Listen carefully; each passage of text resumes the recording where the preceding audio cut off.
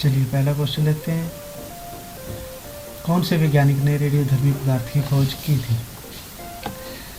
रेडियोधर्मी पदार्थ की खोज जो है मैरी क्यूरी ने की थी। इसने दो पदार्थों को खोजा था, रेडियम और पोलोनियम। मैरी क्यूरी को फिजिक्स और केमिस्ट्री दोनों में नोबेल प्राइज मिला था। 1903 में फिजिक्स में मिला था और 1911 में केमिस्ट्री के अंदर मैरी क्यूरी को नोबेल प्राइज मिला था। इसके जो हस्बैंड थे मैरी क्यूरी, उनको भी नोबेल प्राइज था। इसके बेटे को नोबेल प्राइज था और इसके दामाद को भी नोबेल प्राइज था। तो मैरी क्यूरी की फैमिली को द नोबेल फैमिली के नाम से भी जाना जाता है। अगला क्वेश्चन लेते हैं। उस्ताद बिस्मिल्लाह खां का संबंध किससे है? ये देश की बहुत बड़ी हस्ती हुए हैं। 15 अगस्त 1947 को जब भारत आज़ाद हुआ तो इन्होंने लाल किले के ऊपर शहनाई बजाई थी। इनको शहनाई का बादशाह भी कहा जाता है। अगला क्वेश्चन है, किस राज्य में कपास सबसे ज़्यादा होती है? कपास जो है वो काली मिट्टी के अंदर होती है और काली मिट्टी गुजरात और महाराष्ट्र के इलाके में है। गुजरात में सबसे ज़्यादा कपास होती है। नमक और मूंगफली भी गुजरात में सबसे ज़्यादा होती है। अगला क्वेश्चन है, निम्न में से अत्यधिक अभिक्रियाशील पदार्थ कौन सा है? बहुत सारे ऐसे पदार्थ हैं जिनको खुली हवा में या पानी में छोड़ दिया जाए तो वो एकदम से अभिक्रियाशील बन जाते हैं, यानी कि उनमें आग लग जाती है। तो इनमें से सोडियम भी एक ऐसा पदार्थ है जिसको अगर खुली हवा में छोड़ देते हैं तो वो एकदम से आग पकड़ लेता है, इसलिए इसको मिट्टी के तेल में रखा जाता है। अगला क्वेश्चन है, भारत किस देश को बिजली का निर्यात करता है? भारत बांग्लादेश को बिजली बेचता है और ये भारत एकमात्र देश को बेचता है, वो है बांग्लादेश। अगला क्वेश्चन है, प्रकाश वर्ष लाइट ईयर किसकी इकाई है? प्रकाश के द्वारा एक वर्ष में तय की गई दूरी को प्रकाश वर्ष कहते हैं और ये सितारों के आपस में बीच की जो दूरी मापी जाती है वो प्रकाश वर्ष के द्वारा मापी जाती है। अगला क्वेश्चन है, चंद्रगुप्त मौर्य ने अपने अंतिम दिन कहाँ गुजारे? भारत का एक शक्तिशाली सम्राट था चंद्रगुप्त मौर्य। उसने लगभग भारत के ऊपर 24 वर्षों तक शासन किया। इसने अखंड भारत बनाने का कार्य किया और अंतिम दिनों में श्रवण बेलगोला कर्नाटक के अंदर चले गए थे। इनके गुरु का नाम था आचार्य चाणक्य और इनकी उपवास के दौरान वहां पे मृत्यु हो गई थी। ये जैन धर्म के अनुयायी थे। अगला क्वेश्चन है, म्यांमार की राजधानी कौन सी है? ढाका राजधानी जो है वो बांग्लादेश की है। थिम्पू राजधानी भूटान की है। काठमांडू नेपाल की है और रंगून राजधानी जो है म्यांमार की है। यह 4 जनवरी 1948 को ब्रिटिश सरकार से आज़ाद हुआ था। अगला क्वेश्चन है, न्यूक्लियस के बाहर डीएनए कहाँ मिलता है?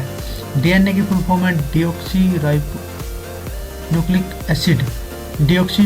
एसिड और एचएफ क्रिक ने इसको सबसे पहले खोजा था और ये माइटोकॉन्ड्रिया के अंदर भी मिलता है। माइटोकॉन्ड्रिया को कोशिका का पावर हाउस भी कहते हैं और डीएनए के द्वारा ही आनुवंशिक गुण माँ बाप से बच्चों तक जाते हैं।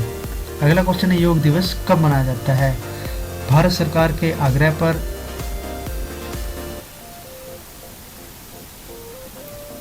संयुक्त राष्ट्र संघ ने योग दिवस मनाने का फैसला किया और यह हर साल 21 जून को मनाया जाता है।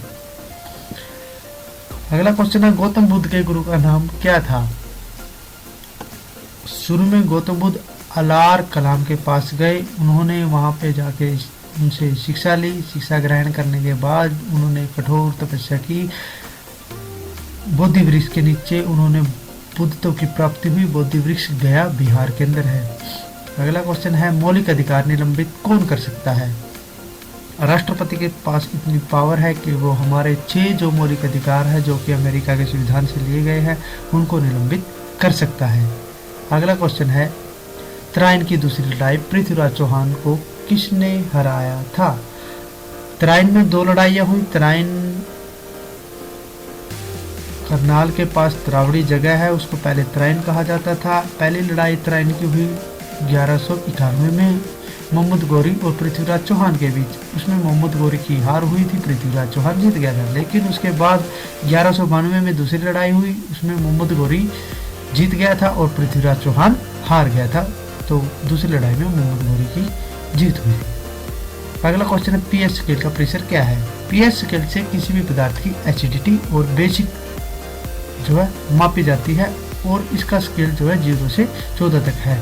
मतलब जो 0 से 7 तक है वो है एसिडिक अम्लीय प्रकृति के, और जो 7 है वो न्यूट्रल मतलब कि उदासीन है, और जो 7 से 14 तक है वो बेसिक मतलब कि क्षारीय प्रकृति के पदार्थ हैं। अगला है तेलंगाना राज्य किस राज्य से अलग होकर बना। तेलंगाना भारत का 29वां राज्य बना था और ये आंध्र प्रदेश से अलग होकर 2 जून 2014 को एक नया राज्य बना था। तेलंगाना की राजधानी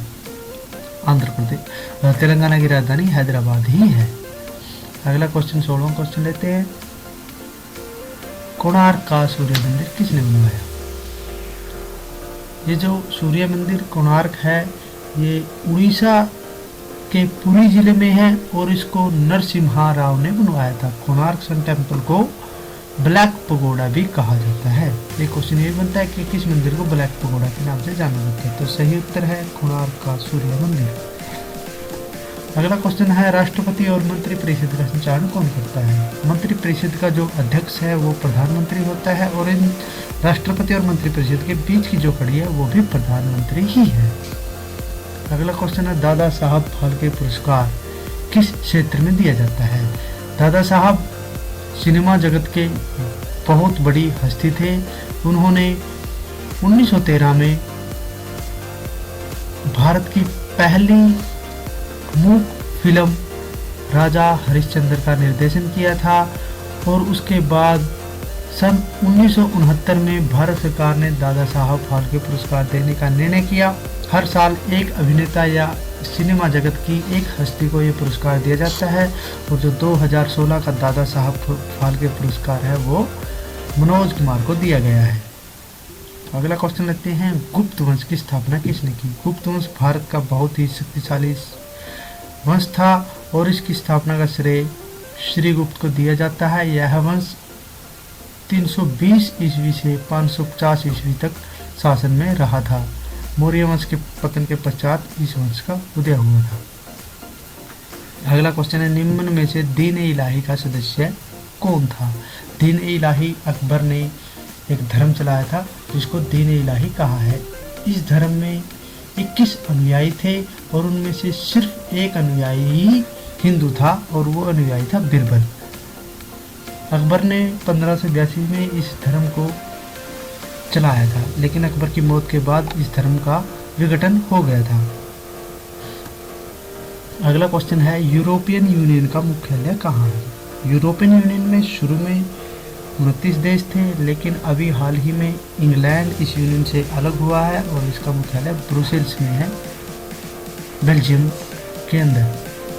अगला क्वेश्चन है बांग्लादेश की स्थापना कब हुई। इंदिरा गांधी ने जब पाकिस्तान के ऊपर आक्रमण किया तो पाकिस्तान से एक अलग देश, नया देश बना था बांग्लादेश 1971 में। इस युद्ध में भारत की जीत हुई थी और पाकिस्तान के 90,000 सैनिकों ने भारत की आर्मी के सामने आत्मसमर्पण किया था। यह दुनिया का सबसे बड़ा आर्मी का आत्मसमर्पण था। अगला क्वेश्चन है एक्सरे क्या है। एक्सरे इलेक्ट्रिकली न्यूट्रल है और इनकी खोज रोटचंद ने की थी। एक्सरे के द्वारा हम लोग हमारी टूटी हुई हड्डियों का पता लगा सकते हैं, यानी कि एक्सरे जो है वो हड्डियों के अंदर से पास नहीं कर सकती। इनकी तरंगदैर्घ्य 10 नैनोमीटर से 0.01 नैनोमीटर तक होती है। अगला क्वेश्चन है नीली क्रांति का संबंध किससे है। दूध की क्रांति श्वेत क्रांति से है। हरित क्रांति का संबंध जो है वो खाद्यान्नों के उत्पादन से है और नीली क्रांति का संबंध जो है वो मछली के उत्पादन से है। और इसका सबसे ज़्यादा लाभ 1970 में ये शुरू की थी। इसका सबसे ज़्यादा लाभ तमिलनाडु और आंध्र प्रदेश को हुआ था। अगला क्वेश्चन लेते हैं वित्त आयोग का कार्यकाल कितना है। इस समय 14वां वित्त आयोग चल रहा है और इसके जो अध्यक्ष हैं वो हैं YV रेड्डी। 22 नवंबर 1951 से शुरू किया था और इसका कार्यकाल 5 वर्ष का होता है। 2015 से 2020 तक 14वां वित्त आयोग रहेगा। अगला क्वेश्चन लेते हैं संविधान में मौलिक कर्तव्य किस संशोधन से जोड़े गए। हमारे संविधान में मौलिक कर्तव्य रूस से लिए गए हैं। मौलिक कर्तव्य 15 हैं और ये 42वें संशोधन में 1976 में जोड़े गए थे। शुरू में मौलिक कर्तव्य नहीं थे, इसके बाद ये 42वें संशोधन के द्वारा जोड़े गए थे। अगला क्वेश्चन है, भौगोलिक दृष्टि से भारत की प्राचीनतम पर्वत श्रृंखला कौन सी है? हिमालय पर्वत श्रृंखला बिल्कुल नहीं है। अरावली पर्वत श्रृंखला सबसे पुरानी है और ये राजस्थान और थोड़े से गुजरात के क्षेत्र में तक फैली हुई है। तो सबसे पुरानी है अरावली की पहाड़ियाँ, अरावली की पर्वत श्रृंखला। अगला क्वेश्चन है 28वां, हल्दी घाटी की लड़ाई किस किस के बीच हुई थी? यह बहुत ही फेमस युद्ध है। अकबर और महाराणा प्रताप के बीच ये युद्ध हुआ। महाराणा प्रताप 1976 में इस युद्ध में हार गए थे और महाराणा प्रताप की सेना का नेतृत्व एकमात्र मुस्लिम सरदार हकीम खां सूरी ने किया था। क्वेश्चन ये भी बनता है कि एकमात्र मुस्लिम सरदार महाराणा प्रताप की सेना में कौन थे? वो थे हकीम खां सूरी। अगला क्वेश्चन है, राष्ट्रपति शासन संविधान की किस धारा के अनुसार लगाया जाता है? अलग अलग धाराएं हैं। अनुच्छेद 352 के अनुसार अगर देश में आंतरिक आपातकाल हो जाता है, आंतरिक विद्रोह के कारण 352 के अनुच्छेद के अनुसार आपातकाल लगाया जा सकता है। 356 के अनुच्छेद के अनुसार अगर कोई राज्य ठीक से संविधान के अनुसार वहां की सरकार नहीं चला सकता तो मुख्यमंत्री के स्थान पर राष्ट्रपति राज्यपाल को वहां की सरकार चलाने का आदेश दिया जाता है और इसे राष्ट्रपति शासन कहा जाता है। और 360 अनुच्छेद के अनुसार अगर देश में आर्थिक स्थिति खराब हो जाती है तो आर्थिक आपातकाल लगाया जा सकता है, इसे आर्थिक आपातकाल का नाम दिया गया है। तो 356 के अनुसार राष्ट्रपति शासन लागू कर सकता है किसी भी राज्य के अंदर। अगला क्वेश्चन है, दलाल स्ट्रीट कहाँ है? दलाल स्ट्रीट का संबंध स्टॉक एक्सचेंज, शेयर मार्केट से, शेयर बाजार से है। भारत की आर्थिक राजधानी मुंबई है, इसलिए दलाल स्ट्रीट भी मुंबई में ही है। अगला क्वेश्चन है, शेरशाह सूरी का बचपन हरियाणा के किस जिले में बीता? शेरशाह सूरी हरियाणा देश के एक महान राजा हुए। उन्होंने ग्रांड ट्रंक रोड, जो कि देश का सबसे लंबा रोड है, वो बनवाया था और उन्होंने अपना बचपन महेंद्रगढ़ जिले में बिताया था। महेंद्रगढ़ बिल्कुल दक्षिण में राजस्थान से लगता हुआ हरियाणा का एक जिला है। अगला क्वेश्चन है, हरियाणा में परमाणु विद्युत केंद्र कहाँ बनाया जा रहा है? यह भारत सरकार की एक महत्वाकांक्षी योजना है। हरियाणा के गोरखपुर जिले में, गोरखपुर जगह पे बनाया जा रहा है, फतेहाबाद डिस्ट्रिक्ट के अंदर, जिससे परमाणु ऊर्जा से विद्युत ऊर्जा बनाने का कार्य किया जाएगा। अगला क्वेश्चन है, हरियाणा का लौह पुरुष किसे कहा जाता है? चौधरी बंसीलाल को हरियाणा का लौह पुरुष कह के बुलाया जाता है। देवीलाल को ताऊ के नाम से हरियाणा में बुलाया जाता है। अगला क्वेश्चन है, हरियाणा में भिवानी टेक्सटाइल मिल कब बनी? ये मिल 1937 में बनी थी। बहुत ही पूरी दुनिया में ये मिल फेमस है, बहुत पुरानी है। अगला क्वेश्चन है, सिंधु घाटी की सभ्यता का केंद्र मीताथल किस जिले में है? हरियाणा में सिंधु घाटी की सभ्यता के अलग अलग जिलों में अलग अलग जगहों पर अलग अलग अवशेष मिले हैं। जैसे हिसार के राखी गढ़ी में मिले हैं, हरियाणा के बत्ता बालू पोलदड़ आदि में मिले हैं। और ये जो मीताथल है ये भिवानी जिले में आता है। सिंधु घाटी सभ्यता 3300 से 1700 ईस्वी पूर्व तक की है। अगला क्वेश्चन है, हरियाणा के सभी गांवों में बिजली कब पहुंच गई थी? तो हरियाणा देश का पहला राज्य था जिसने बिजली सभी गांवों तक पहुंचाने का लक्ष्य सबसे पहले पूरा किया था और हरियाणा ने 1970 में यह लक्ष्य पूरा कर लिया था। अगला क्वेश्चन है, सोनीपत के खानपुर में स्थित महिला विश्वविद्यालय का नाम क्या है? यह भारत का पहला महिला विश्वविद्यालय है और ये भगत फूल सिंह मौलाना के नाम से रखा गया है।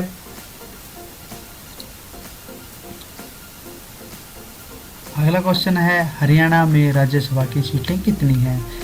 लोकसभा की सीटें हरियाणा में 10 हैं, विधानसभा की सीटें हरियाणा में 90 हैं और राज्यसभा की सीटें हरियाणा में 5 हैं। अगला क्वेश्चन है, फतेहाबाद नगर किसने बसाया था? फतेहाबाद और हिसार को बसाने वाला एक ही राजा था और उसका नाम था फिरोज शाह तुगलक। उसने फतेहाबाद और हिसार को बसाया था। अगला क्वेश्चन है, रजिया बेगम की कब्र कहाँ है? 1240 में रजिया बेगम का कत्ल हुआ था, वो हरियाणा के कैथल जिले में हुआ था। रजिया बेगम देश की पहली महिला मुस्लिम शासिका थी। अगला क्वेश्चन है, कवि सूरदास का जन्म कहाँ हुआ? इनका जन्म फरीदाबाद के सीही जगह पे हुआ था। कवि सूरदास जन्म से अंधे थे, वो अपने ज़माने के सबसे फेमस कवि थे और वो अकबर के समकालीन कवि माने जाते हैं। अगला क्वेश्चन है, बड़कल झील कहाँ पर स्थित है? ये बहुत ही देश की फेमस झीलों में से एक है और ये फरीदाबाद के अंदर है। फरीदाबाद हरियाणा का सबसे उन्नति करता हुआ शहर भी है। सबसे ज़्यादा नगरीय जनसंख्या फरीदाबाद के अंदर ही है। अगला क्वेश्चन है, देश की पहली सीएनजी ट्रेन कहाँ से कहाँ तक चली थी? देश की पहली सीएनजी ट्रेन 2015 15 जनवरी 2015 को चली थी और ये रेवाड़ी से रोहतक के बीच चली थी। अगला क्वेश्चन है, हैपनिंग हरियाणा का आयोजन कहाँ किया गया? ये 7 से 9 मार्च के बीच 2016 के बीच गुरुग्राम में किया गया था और इसका उद्देश्य था इन्वेस्टर्स को हरियाणा में इन्वेस्ट करने के लिए प्रेरित करना। हर साल हरियाणा सरकार ऐसे इन्वेस्टर का आयोजन करेगी। अंतिम क्वेश्चन लेते हैं, हरियाणा की एकल प्रतियोगिता में पदक जीतने वाली पहली महिला कौन थी? कर्णम मल्लेश्वरी ने भारत के लिए एकल प्रतियोगिता में पदक जीता था, महिला प्रतियोगिता में, और इसने वेट लिफ्टिंग भार उत्तोलन में ये पदक जीता था। ये थे हमारे क्वेश्चन। धन्यवाद। जय हिंद, जय भारत।